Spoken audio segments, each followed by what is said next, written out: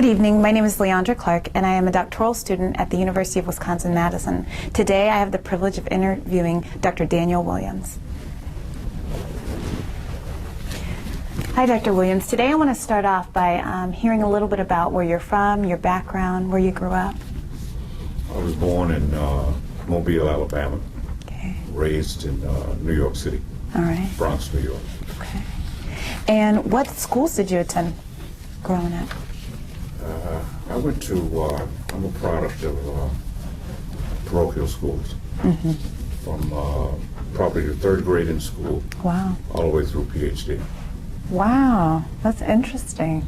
So, who made the decisions about your schooling? Was that something your family really influenced as far as choosing a parochial system? I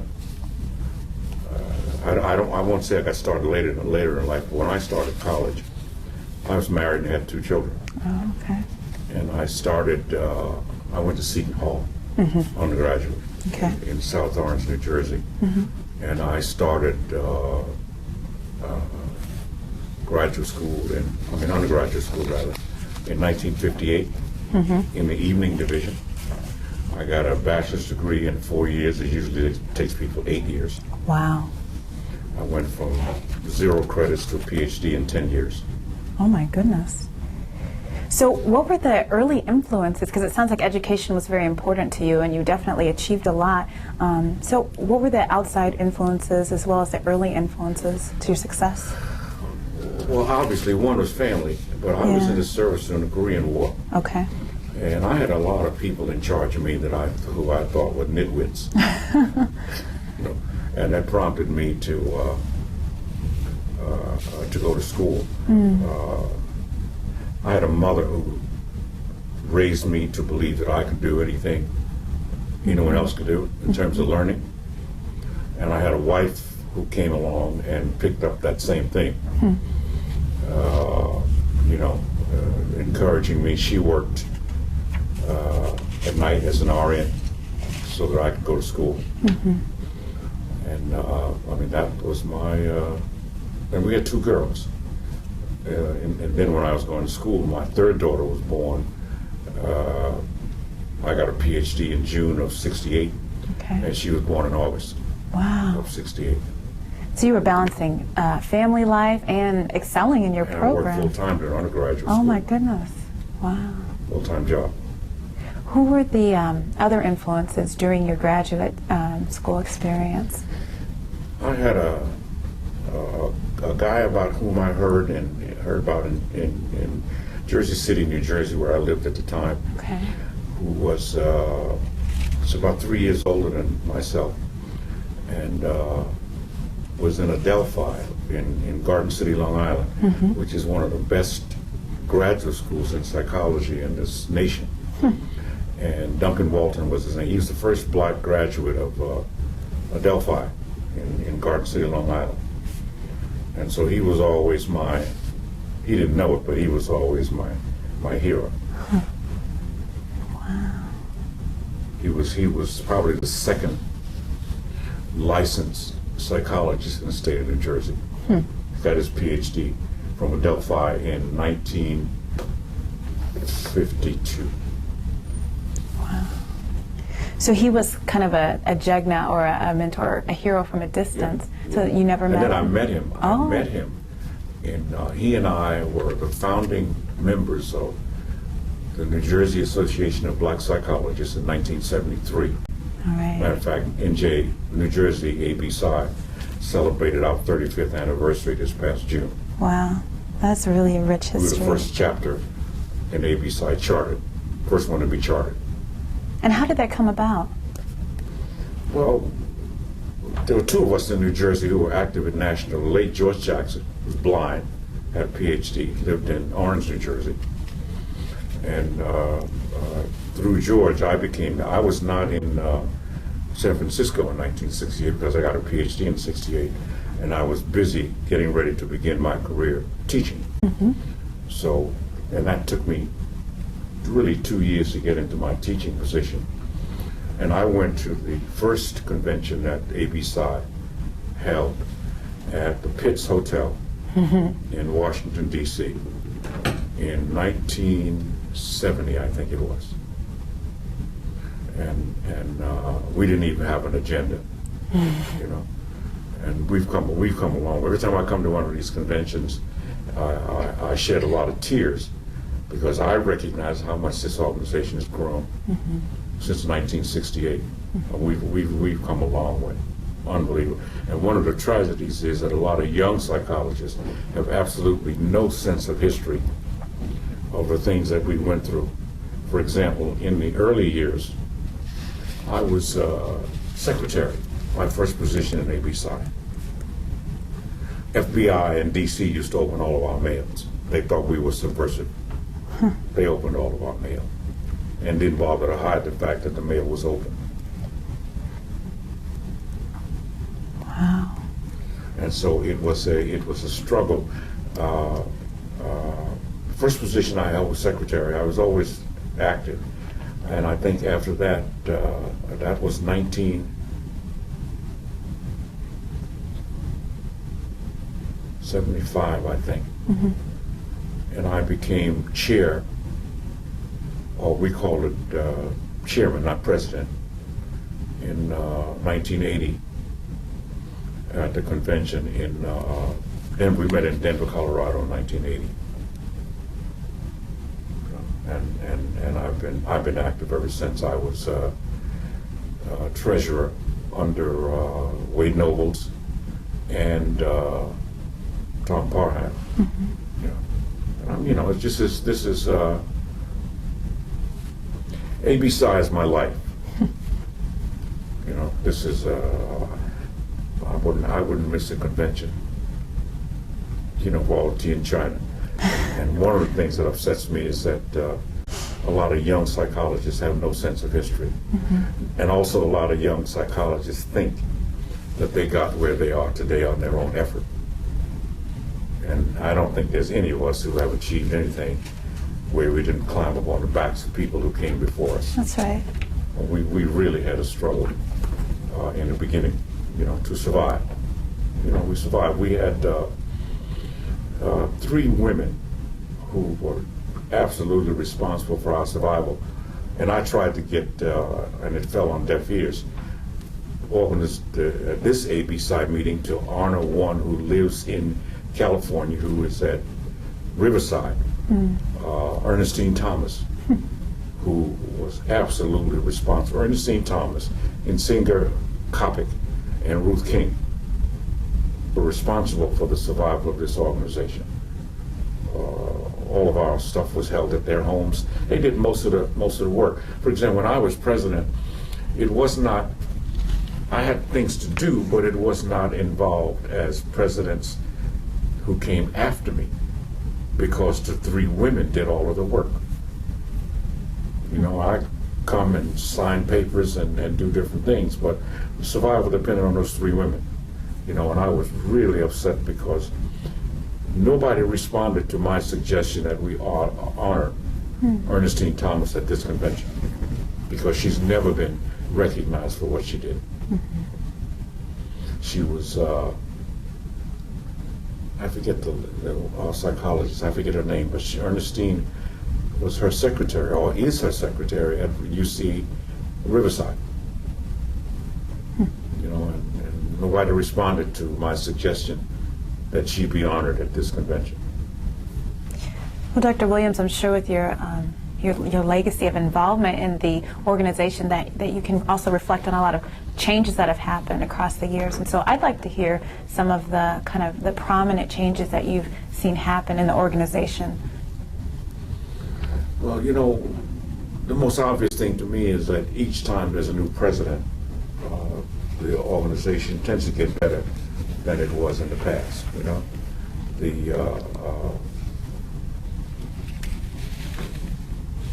I think it's a very responsible, I think it's a very difficult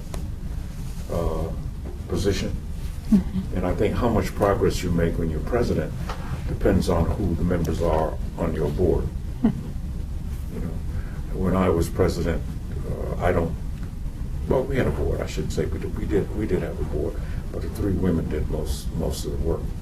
But we've just grown. One of the things that happened when I was president, going from having the FBI open our mail in the 70s.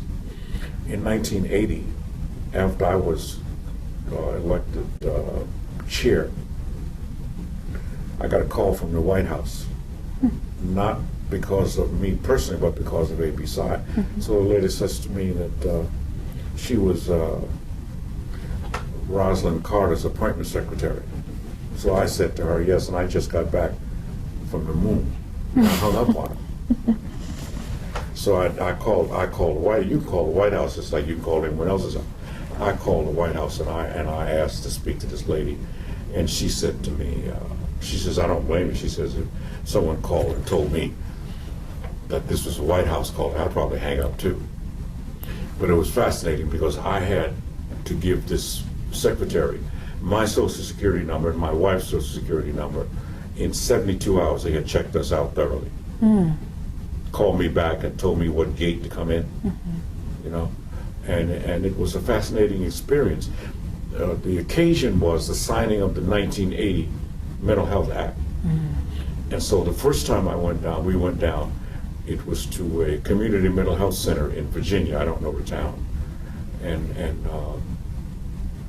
President Carter was there, and some other people from the House and the Senate. And it was fascinating because at that time they were concerned about Ted Kennedy's safety. And so they had the first helicopter came was a stand-in. The guy looked somewhat like him. And then he came behind in the second helicopter because they were concerned about his safety.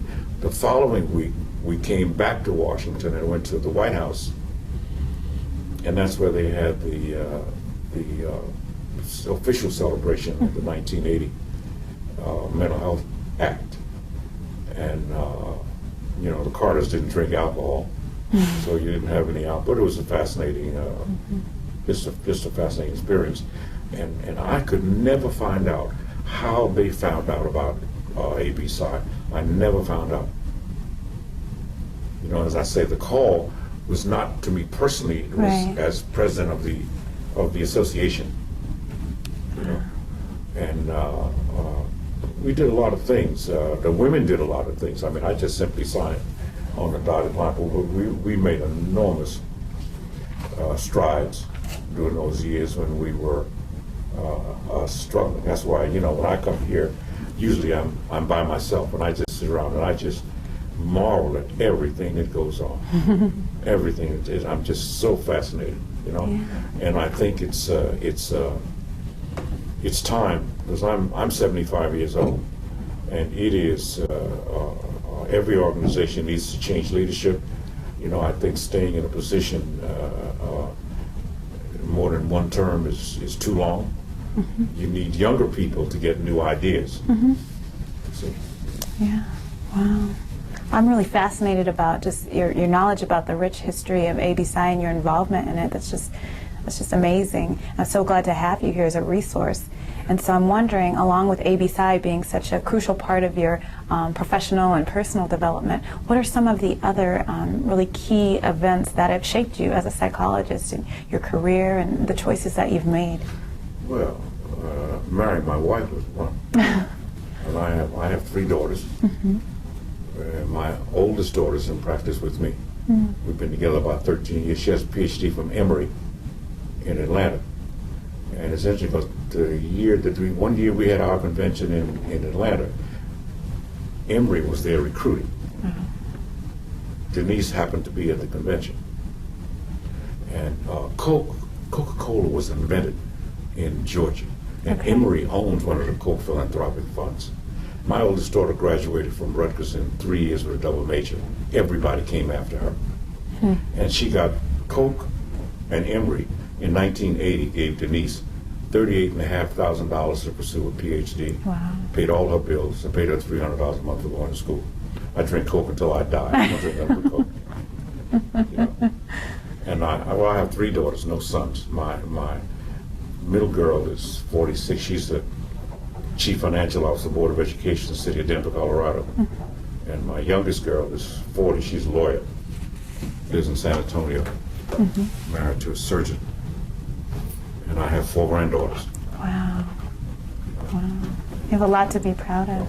But the wind beneath my wings has always been my wife. That's wonderful. She's just a fantastic human being. I'm also interested in hearing about some of the achievements you've made in your career. Some of the.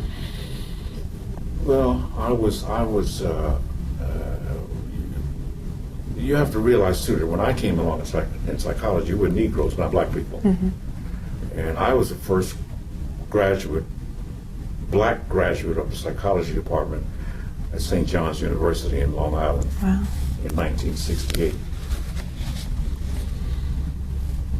I was also I was appointed to the Board of Psychological Examiners by the governor of New Jersey in 1972 or 73. And I stayed on that board for 3 years, which was a fascinating experience. Everything outside of a clinic in psychology is political. So, that's how I got on the board. We had a black man who was an assemblyman in Trenton, and he was the chair of the Judiciary Committee. So that's how I got on the Board of Psychological Examiners, because the governor needed his approval for all the judicial appointments. I stayed on that board for 3 years. I was in the psych department at one of the state universities from 1968 to 1997. I retired in 97. 29 to 30 years in the department. Never got promoted in that department. I got a promotion, but it was a presidential promotion. I set up, president of the university reached into the faculty ranks, pulled me out to set up the affirmative action office. And so, that endeared me to everybody. And so I was never found to be worthy of promotion, which is interesting because I was among the 3 or 4 people in the department who had a diplomate. I have that ABPP. I have a diplomate in clinical psych. I've had it since 1977. Okay. You see, but that didn't count because I didn't play the game. And because my greatest satisfaction, I enjoy teaching. I must say that I really enjoy teaching, and I missed it in the beginning, but would not go back to it because I've been there and done that. I don't know how in the world I corrected papers for 30 years. But it was fascinating. We trained school psychologists in our university at the master's level. But it was fascinating. Most of my satisfaction has come from my private practice. It was part-time for years, but I've been an activist in Newark and Essex County, all of my professional career. Wow. And have not, and did not endear myself to too many white people.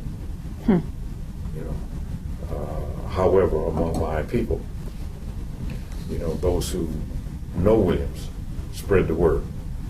That's how I get referrals. Wow. I have never written. I'm not a researcher. My thing is to work in the lion's den with people. I do a lot of psychological evaluations. I've been the psychologist for a police department in Franklin Township, New Jersey, which is near New Brunswick. I've been doing that for 15 years. During the time that I've been doing evaluations, they've increased the number of African Americans, the number of Latinos, the number of women in that police department. I do that. I do re-evals for people who turn down in other police departments. And I've done a lot of consulting work. As I say, my greatest satisfactions have come, aside from teaching, because I really enjoy teaching. Greatest satisfaction came from working among African American people in communities in which I worked and lived. Yeah. And it sounds like you've really had a pivotal role in affecting the systems that you've been engaged with, as you talked about the police department and the changes that were made there. I did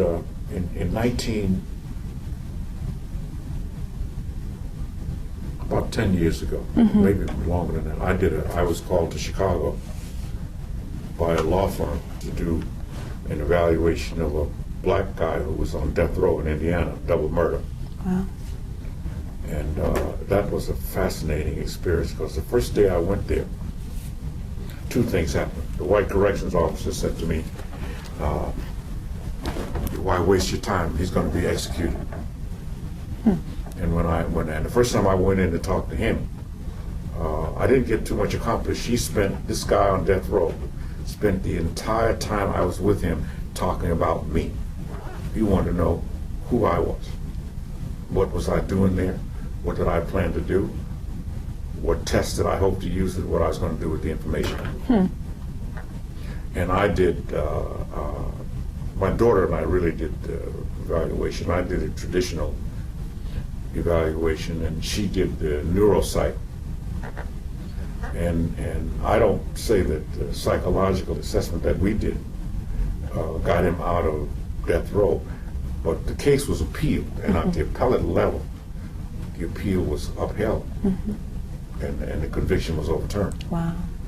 You know, but that was a fast. They brought me to Chicago, put me up in one of the best hotels, transported me around. You know, it was just a fascinating experience. I've done a lot of diagnostic work, and I think there's a need for more black psychologists to do that kind of work. Right. And I'm sorry, go ahead. The people doing the evaluations today, by and large, are white psychologists. And for some reason, I don't understand why first of all, most black students whom I've met do not get into clinical counseling or school. They get shunted off into other areas where they have no impact. And those clinical psychologists whom I do know in New Jersey, and I'm licensed in New Jersey and New York, are not about the business of getting credentials. We know that credentials do not endow you with infallibility, but this is a society that places a great deal of emphasis on credentials. So when I go to testify in court, the first thing they do is run down your credentials to establish you as an expert. You know, and when you have the credentials, you can sit on the stand and say anything you want to say. You know, and if there's not a violation, you know, obviously I'm not a lawyer like Dr. Finner, but when you say something, as long as it is not legal in nature and does not, I don't want to say it doesn't harm the lawyer's client. The point is, if you have the credentials, you can sit on a stand and say almost anything you want to say. You know, and all white people can do is sit and wait, because when time passes, you'll leave.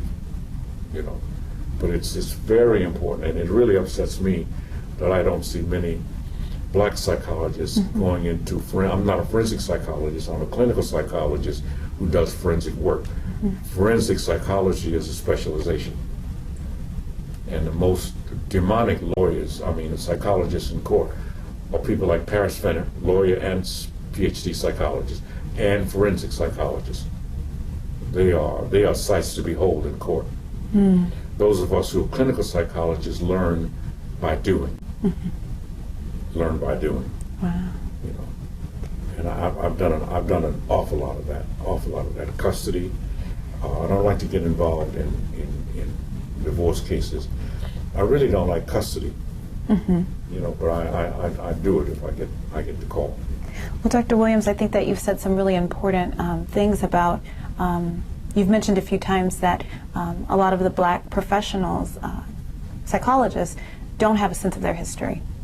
And so I'm wondering, as you reflect on your experiences and you continue to have these thoughts, what advice you would have for some of the students and early career professionals that are in the pipeline, how to sustain themselves in their graduate programs, how to sustain themselves beyond graduate school, and stay connected and retain and regain a sense of that history? Well, the goal, you can't take your eye off the prize. The goal is to get a doctorate, PhD or PsyD. That's the goal. And in an institution that's run by white people, I don't say it never happens, but you're not likely to get through a doctoral program doing a black thing, because white people have no. Now there are exceptions to that. For example, as far back as 1968, when we were Negroes, I did a dissertation entitled "Self-Concept and Verbal Mental Ability of Preschool Negro Children," and I think, in addition to having a reasonable degree of intelligence, and I think most people have that. In order to get a doctorate, in my opinion, you've got to know the players in the department. If you don't know who the players are, you may not get the degree. So when I went through school, I got as my advisor the man who, first of all, was a tenured full professor and turned out more PhDs than anybody else in the department. Wow. So if you got with Dr. Clark, it was not if, it was when. You know, I knew I was going to get a doctorate as sure as the sun was shining. There was no doubt about it. But my point is, there are, and you might have met them as a younger psychologist, there might be some young psychologists who can do a black thing going through a white school. I think it's extremely difficult to do that. You got to get with an advisor, send him or her on an ego trip if necessary, and do some work in the area where they're working. And then it's easy to get through. But I did this thing on self-concept and verbal mental ability of preschool Negro children. And if I had to do it all over again, I would not do it the same way. And I would have a hell of a time getting it through the department. I had this one, that the advice I got from my advisor was, he said to me, you do what I want you to do, and you be profound after you get the PhD. I did what he wanted me to do, and I got the doctorate. But at that time, the work of Kenneth and Mamie Clark was the rage. So I had this one white woman's PhD on the committee who asked me, why did you not quote Kenneth Clark, which was a stupid question. I said, because it didn't apply. She didn't say another word. You know, but his advice to me was so sound. He said this to me also: when you go in that room for your orals, I want you to keep this in mind. The only other person in that room who knows as much as you know about what you did is me. So he said, act that part. And I did that. You know, I went in there and, you know, strutting like a peacock, you know, and I knew my stuff with what we had done. Right. You know, and, well, you know, orals is a conversation with you. That's all it is. And by the time you get to that point, you ought to know what you did, and you should be able to talk about it without sitting there at the desk and having to refer to it. You should be able to talk about it. You know, so it's a good experience. And my advice that I give young black PsyD and PhD candidates, especially those who are going to be licensed, I don't think there should be an African-American psychologist, male or female, practicing or going for a license who has not taken the time to sit with an African-American psychologist who is licensed, who's been doing it, because you can learn things from us that you cannot learn from your white supervisors. They won't even mention it. They don't have the sensitivity. I don't say you can't learn anything from them, because they can teach you some things that will help you to get through the process. However, when you go out, if you intend to work with African American patients, you need to have been supervised and had the ear of a black psychologist who's out there practicing, who knows about the field, who can talk to you about biases in testing, you know, cultural bias, diversity, all of that stuff, you know. And I don't find too many young black students who take advantage of it. I supervise anybody. I supervised a white girl 3 years ago, and supervised her for 2 years, because we were in an institution where I was a consultant, and she was working with black patients. After she got her license, she wrote me a letter. She says, man, I'm never going to forget you the rest of my life.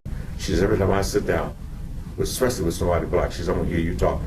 You know? But I think it's very important for Black African American students to be exposed to licensed psychologists, those who know and those who don't know. And if you talk to one of us who does not know, you know that in 5 minutes. But you need to talk to somebody who can talk about the issues that are important. You know, especially when it comes to, certainly about cultural diversity, also when it comes to working with African American clients. You know, Black people tend to be very affected. I agree. So you have to exude emotion and feeling, and you have to literally or figuratively touch Black clients. Now you got to know with whom to do what. Right. But in the engagement process, which we're not taught in graduate school, you have to touch Black clients. Usually figuratively as opposed to literally. And I can tell you, a Black client, because you're Black, does not mean you can work with Black patients. When they come to you, a Black client will check out how Black you are within the first 15 minutes. And you can't fake it. That's so true, Dr. Williams. That's so true. So with all the insight that you shared with us, what are your final words of wisdom as we close here?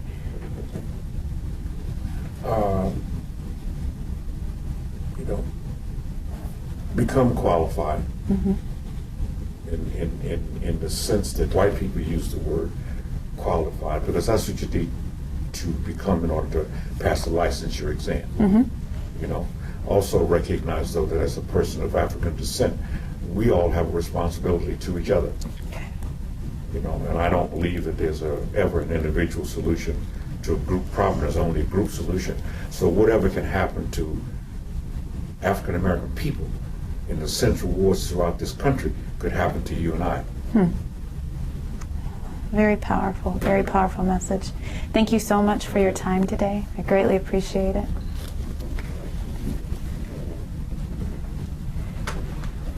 This is Ondra Clark at the ABPSI 40th Convention. I just interviewed Dr. Daniel Williams. Thank you for tuning in.